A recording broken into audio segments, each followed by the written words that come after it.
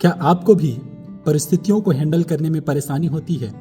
जब समस्याएं आपके जीवन में आती है, आप भी परेशान हो जाते हैं कि आपको क्या करना है। जब लोग आपके ऊपर में आरोप लगाते हैं तो आपको ये परेशानी होती है कि आप उन्हें कैसे जवाब दें, आप किस प्रकार से इन सारी समस्याओं का समाधान करें। यीशु मसीह के जीवन में भी इसी प्रकार की कई बार घटनाएं सामने आई है।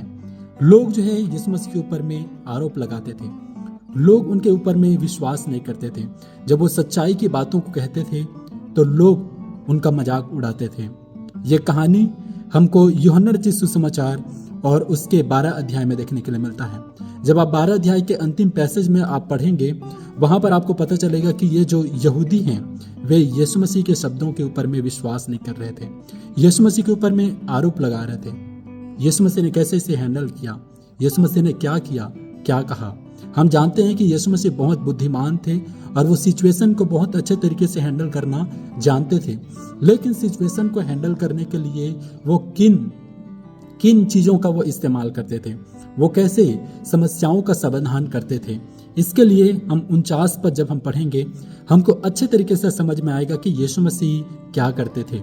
यहाँ पर 49 पद में लिखा है, क्योंकि मैंने अपनी ओर से बातें नहीं की, परंतु पिता जिसने मुझे भेजा है उसी ने मुझको आज्ञा दी है कि क्या क्या कहूं और क्या क्या बोलूं। यीशु मसीह बुद्धिमान होने के बावजूद में भी, यीशु मसीह परमेश्वर के पुत्र होने के बावजूद में भी वो कभी भी अपनी इच्छा से कार्य नहीं किए, परंतु उन्होंने सिर्फ पिता की इच्छा को जाना, पिता की इच्छा के अनुसार से उन्होंने कार्य किया। आपके जीवन में अगर किसी प्रकार की परिस्थिति आती है, परेशानियां आती है, वो समय में आपको पिता के इच्छा को जानना होगा, पिता के इच्छा के अनुसार से चलना होगा। पिता की इच्छा क्या है? अगर आप वचन पढ़ेंगे बहुत सारी बातें आपको देखने के लिए मिलेगी। इसी के आगे में लिखा है 50 पद में, और मैं जानता हूं कि उनकी आज्ञा अनंत जीवन है, इसलिए मैं जो कुछ बोलता हूं वह जैसा पिता ने मुझसे कहा है वैसे ही बोलता हूं। पिता की इच्छा है उनकी आज्ञाएं, हम उनकी आज्ञाओं को माने।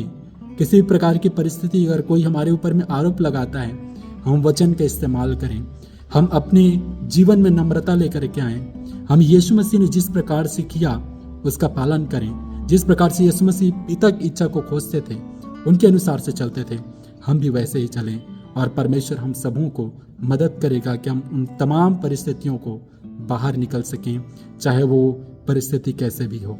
परमेश्वर आप सभी को आशीष दे। जय मसीह की।